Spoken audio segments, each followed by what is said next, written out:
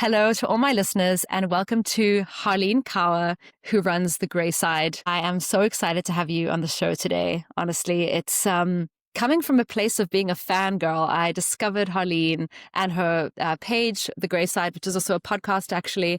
I discovered her on Instagram and I have been watching her journey, and I invited her onto the podcast and she said yes, and I'm so excited. So welcome, Harleen. Thank you for being here. Thank you so much, Emma, for having me. And it's such a, pleasure to come on board and just sharing my journey and how I could just support others who are following a similar path. So thank you so much for having me. Yes. So today we're going to have a pretty real talk. I first would like to know who you are. I know, but I think it's a good thing to introduce yourself in your own words, a little bit about your background and anything you want to share about yourself. So where do I really begin? I currently go by the title of I'm currently an immigrant in fashion. It's such a strong word to say, especially in current times. And, and I was just fashion is such an industry where we are so open to express ourselves. But I feel the way I put it out, me being an immigrant in fashion is a whole journey as well, which is not really talked about enough. And I go by formerly an international fashion student and currently an immigrant in fashion, which is how I express myself online and talk about my journey. Why I like to go by that is primarily because I come from a very, what we call a middle class background in India. I don't come from a background of immense privilege. I wouldn't say of course when you hear oh, you were an international student, of course there would be some sort of privilege. I acknowledge that, but I come from a background with no business, no industry connection. So it just completely, my parents are in the medical field, so it's completely, they've just been busy with their jobs and work that they do. I talk about it in a way because when you come from such a family and a background, especially because people don't really talk about or care much about fashion, how I got into it, that was and especially being from New Delhi, India,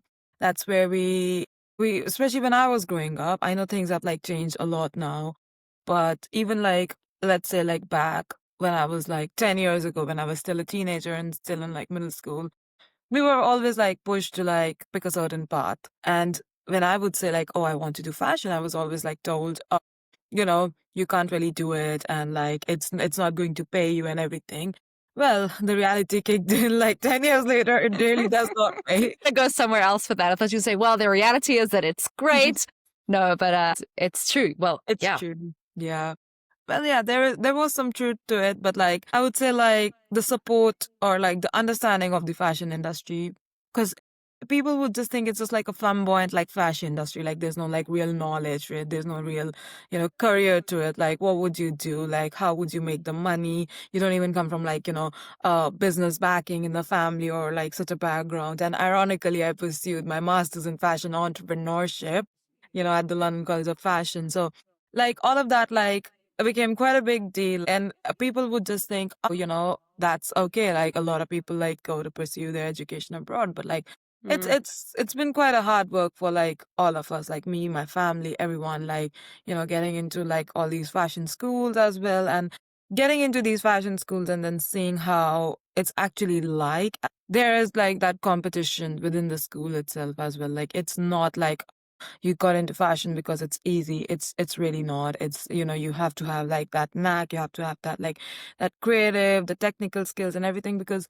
fashion is such an industry, when you're a creative, you have to go hand in hand with all the technical skills as well in order to make the money at the end of the day. Yeah. So that's a bit about me, and come from that side. And so far I have been working for the last 3 years as well. Currently just left my job and buying, but that's where it's going to get interesting as we talk more what next. It's really interesting. I told you before, I totally understand. Coming from South Africa, I think there are some similarities between India and South Africa in this way, and a lot of other countries. Your parents, certainly my parents too, were go into the law, choose a career that is going to be safe, choose law, choose medicine, choose accounting, choose something where you're guaranteed the money, basically, or, at least a strong foundation. But it's so funny that fashion is not considered that way, even though it's like one of the biggest industries in the world. And it's got this perception of being so flamboyant and so like, oh, fashion, it's superficial. But we know it's so much more than that. And I do think, at least in terms of fashion tech, which I do want to talk to you about, that was your bachelor's degree. I do think that it's opened my eyes to see all the different parts of fashion, whereas I didn't know it before. And that's part of what I do and why I want to talk to you, is because I think the industry is so much more layered and complex than everybody realizes. So now I want to talk about the disconnects. First of all, in fashion education. So just to recap, you did your bachelor's in a fashion technology degree and then your master's in fashion entrepreneurship. And it seems, at least from what I've read and I've written about before, is there is a disconnect between the studies and the industry. Can we talk a little bit about that first? Oh, of course. I mean, I would say like how there's like actually a huge gap. Of course, like, when they say that when you study something and then you go into the job, it's not like what you actually studied is like always going to be applicable into the job. I mean, education gives you those certain skills, of course, but it's like a completely different ball game when you come. It's like I've seen like back in India, as you touched upon, like my bachelor's background as well, like fashion technology, which is completely like apparel production, you know, how the clothing is made and everything. And that course was specifically designed for the Indian market, like the Indian industry at that point, because, the apparel production growth was there in India, but sadly the business has like moved a bit. Though there's another boom in India, which is quite interesting, like fashion entrepreneurs and, like a lot of startups are growing and like a lot of like luxury market is coming into the country and the market, which is interesting. But the production business has gone all over. So that's why I was like, it does not feel like, I could actually like venture into this, because when I went for my very first internship in my very field, like fashion technology, okay, let's talk about like production, like, the basis of like producing the clothes. Mm. My manager there, and it was COVID. It was like COVID time as well, where we were like pushed to like intern as well, which was quite a difficult time because people were, unfortunately, very sad time. People were losing their jobs, and then we were being pushed to like get internships as well, and that was quite a task. But it was what it was, and it was like, and I go there, and the manager is like, given COVID and everything else, unfortunately, this industry is like going away from India, and that like really like discouraged me in a way, when we talk about like, oh, what we have taught, but like what's the reality of things. And that was my first like reality check. And I was like, so you mean like when I graduate, I do not like get all those jobs that I've been promised, or I've been shown, or all the, you know, previous graduates I've like interacted, like we have a senior junior culture in India, like I would call them my seniors. And it's not quite in the West because I've like done another degree in the West. So it's very much like you are all like just graduates or something like that. But like for me, I would like call them my uni senior or my college senior. So they would like tell us like they're getting placed in like Hong Kong or like Bangladesh or like somewhere in the Middle East, like, So that was also like quite promising that, okay, maybe if not in India, then like maybe abroad, because of COVID and everything, the job market just like sunk and it just really never picked up. So, and after that, it was quite tough. And, like, even then I was like, okay, let's do our masters. And I decided to do it abroad because I was like, maybe like, there are more opportunities in the Western world when it comes to fashion. And I wouldn't deny it is true, like especially in a city like London, even though it's quite cutthroat because the world wants to be here. The world wants to be in London, and London's always given a birth to fashion. If we look at so many examples, even like Jonathan Anderson, he is the alma mater of LCF, like same as me, London College of Fashion, and Jimmy Choo, and like so many other like great designers when you talk about it, or like just like Galliano or like McQueen and everyone. Like I went to the same uni as those people, and I'm just like, oh my god, like such a great opportunity. Yeah. But it did like expose me to like a wider network and circle, because now that I am an alma mater of University of the Arts as well, it definitely like reflects that on my CV as well. But when we talk about the jobs, it's the same. I think it's like the job market here as well. I didn't realize it, that your experience is looked at more. Whereas back in like India, like if you have like a master's, let's say like a couple of years back as well, pre-COVID times I'm talking about, because that's when I got into uni, is where you would if you have a master's or something, you could still like get like a good like senior position directly. And that's why one would think. So, as the times progressed, the gap with education and the job market like kind of increased. Mm. Now that I'm working, after having my master's as well, it's just, I didn't know that I needed work experience. So I was in retail for a whole year in London.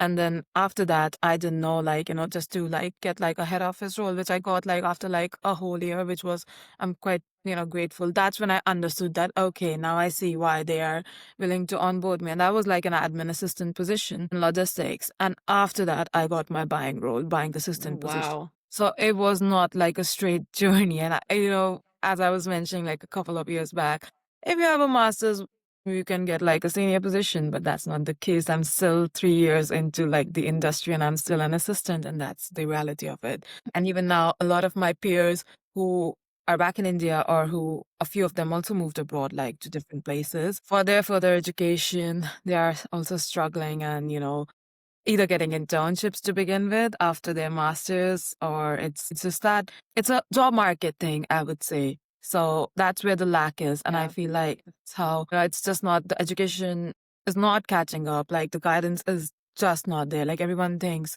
you talk to people who graduated a few years ago, like 2, 3 years ago, like even like people come up to me on my LinkedIn now, they're joining uni now. And I'm like, I'm sorry, I don't want to talk to you, but not like in a way that, I'm trying to be rude. Yeah.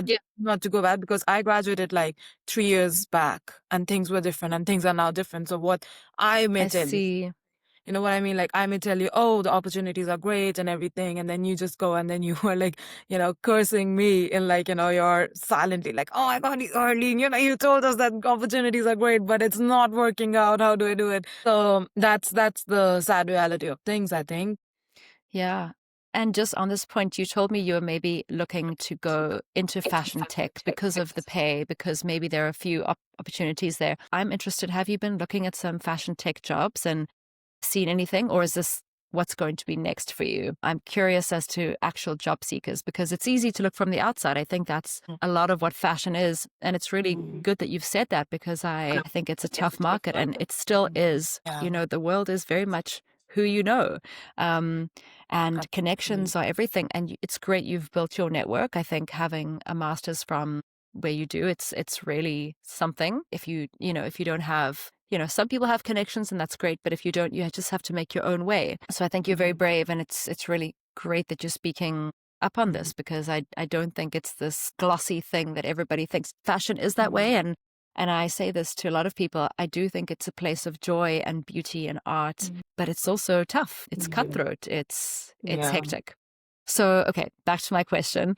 Are Yes. you looking at are you looking at fashion tech roles, or is that what's next? I am thinking of venturing back into fashion tech, but like what I pursued my bachelor's is like slightly different, because it's like apparel production. But the fashion tech that I'm trying to pivot into is more to do with like AI and like data science and everything, because I also happen to, do my master's thesis on like fashion AI and like supply chain and sustainability. But unfortunately, again, as we were talking about the gap, like that's where that gap also came from, as I was, doing my research and everything. I feel like with like education, they would want a very like set rule, like you have to do it against this and this. Like if you want to kind of like do something new and innovative, and if it does not fall through, then you don't really have that support. And they're like, we're just going by the marking system and the grading system, and you might not get the grade or something, and then you feel a bit disheartened because there's like a lack, like, education, we will mark you according to this.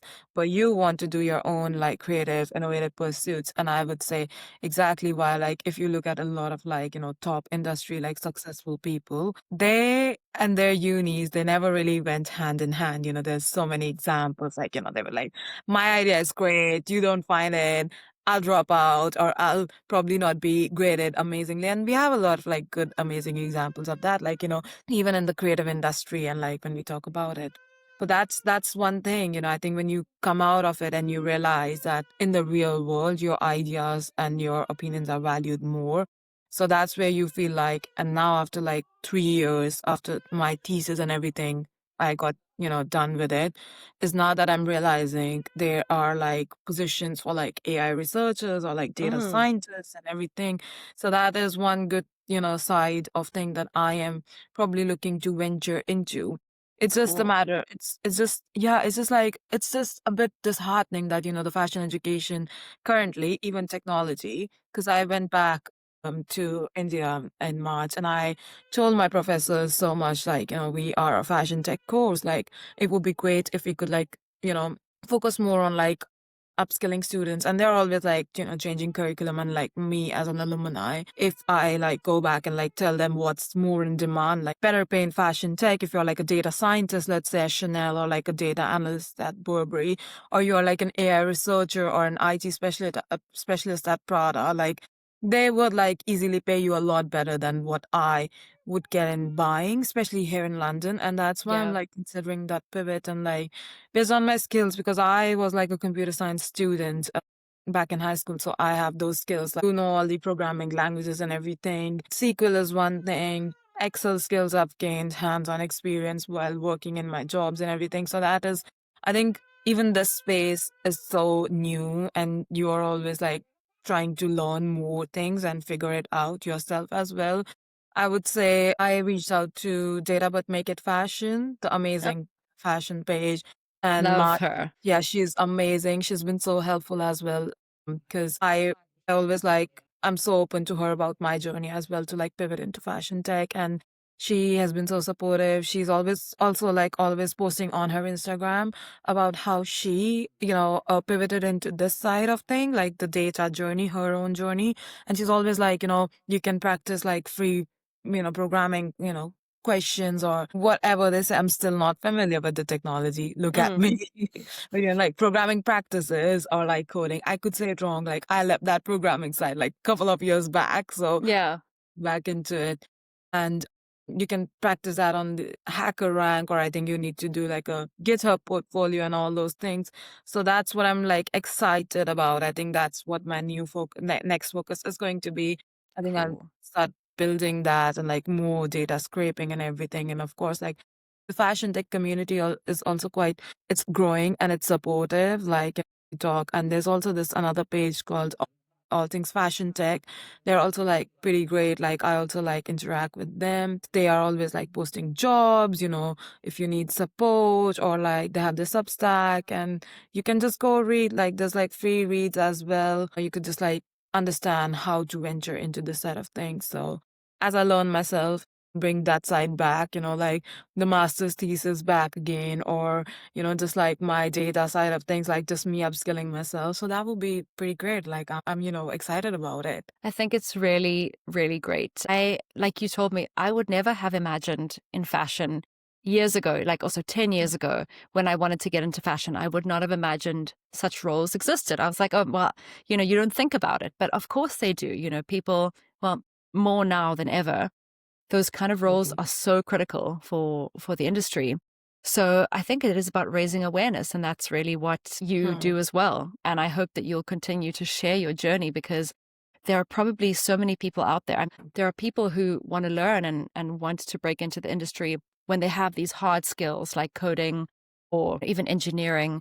And they like this industry because the fashion industry is very light in some ways. It's got its dark side for sure, but it is nice to focus on something like fashion every day, but then really use your skill set to be Mm. paid Mm. well. That's Yeah. the reality. There's the economy right now. It's the way that it's going. Everybody needs a kind of Something. needs something, Yeah. and I think this is a great way to do it. So I think it's really cool that you have these skills, because not everybody does. I certainly don't, and I just want to say that it isn't the only way, because you can still get in if you're someone, who has other skills like marketing, or maybe what else? Maybe you're more on the other side, but there are still Mhm. roles in fashion and fashion Mhm. tech companies, because Mhm. there are new fashion tech companies that are popping up all the time All the that need these time. kind of roles. Yeah, Mm. they're a little bit more Mhm. unstable, and maybe they don't pay that Mhm. much initially, but Mhm. you can really grow with a successful fashion tech company that you really believe in. So there's Uh, that opportunity.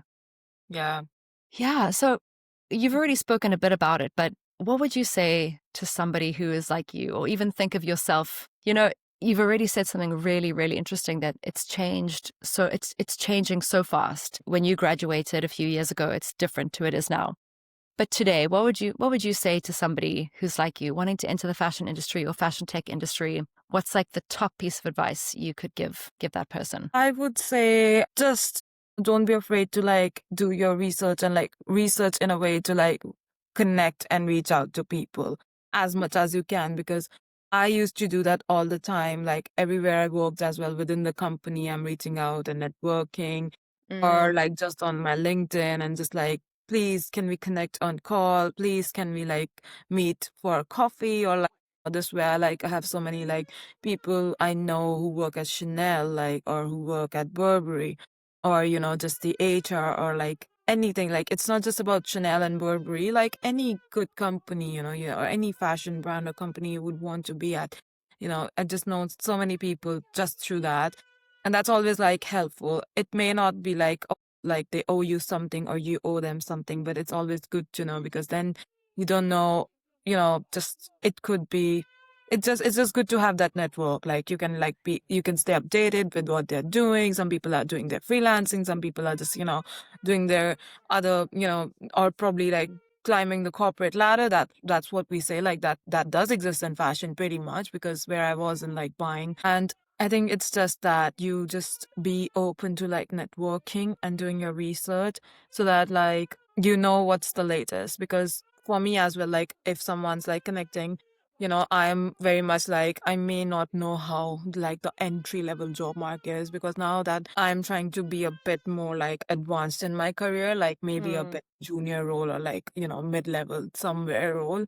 So it's kind of just that, like I'm focusing on that side of thing, but maybe someone else, and just like, have that community, because that's what I felt like I quite lacked that in fashion school. Back in India, we had something called placements, which would mean that the companies would come and like give you a job, like you will sit for an interview, which was pretty helpful, I would say. And unfortunately, because of COVID as well, I keep saying that because I'm a post-COVID graduate and it was really mm, sad. A couple of batches before us, they were with us as well. And the jobs, the salaries which were being offered were just, you would not actually suffice in that at all.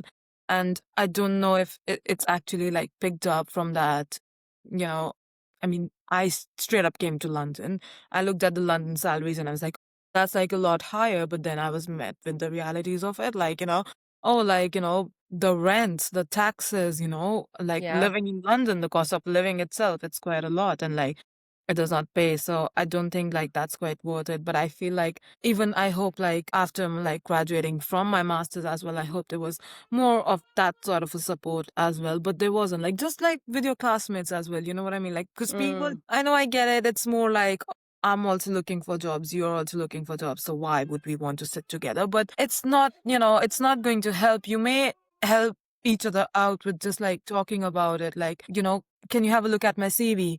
Oh, your CV is amazing. Maybe tweak it a bit. Maybe that's how you may get more interviews. You know what I mean? Like, just to be like supportive. And I feel like that kind of like lacks at the grassroots level itself. So I I would just give that person, whoever is looking to venture into this, just like, don't be afraid, reach out. People would want to talk most of the time.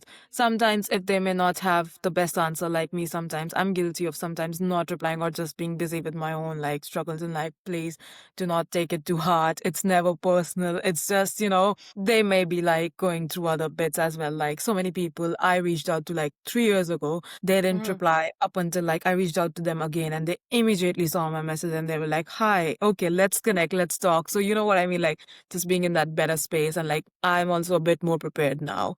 So that always helps. So don't be disheartened, don't be afraid to reach out again. And please, I would say, as much as of a support system you could form with your classmates, it would take you a long way. Like that's something I wish I had, but I hope like that's something that could propagate. So yeah. Super solid advice. I think it's absolutely true.